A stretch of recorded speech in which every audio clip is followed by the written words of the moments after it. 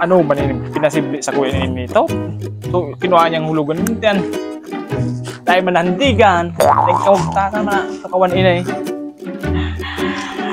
Kap. Oh. Uy, hindi mo ko magparaguyo dun. Hindi naman ini oh. Nagsisingil na kung yan yung kinuha ka ba ka? Nagsisingil na kung niya. Ano ba? Masingil siya ganda nga ng handigan Sabi ba ka sa tuwid? Masingil siya. Oo. Pagkasarumbulan. Pagkasarambulan ba sabi niya? Duwang aldaw pa sana, nagsisingil na. Hindi, sir. Nagkaigwa po kayang pagbabago sa patakaran. Patakaran na imanan. Nag-expire na po kaya so promote na. By next month, mabayad. Tama ba so tigtara mo pa ba na bungog day na kadangaw day nga ning tugtaw. Wala sa speaker na tupalo hay na wala. Day man ay mo niya masingil ka day. Ito po so to follow na speaker. Ang ano po kaya kan, pag may duwang speaker, 5K siya.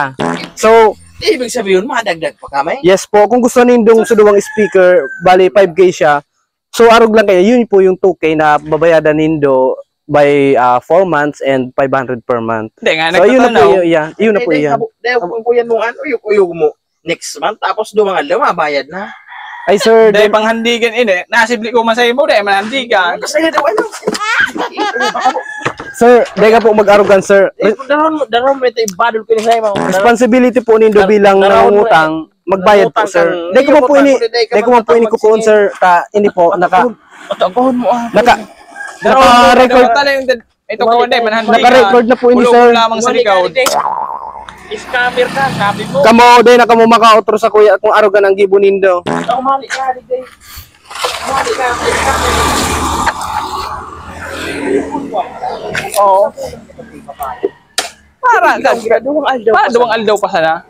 Sin na. para sa yung kambuto. Pagin mo kapta pa. Iya. Puto na magaling para dulag na.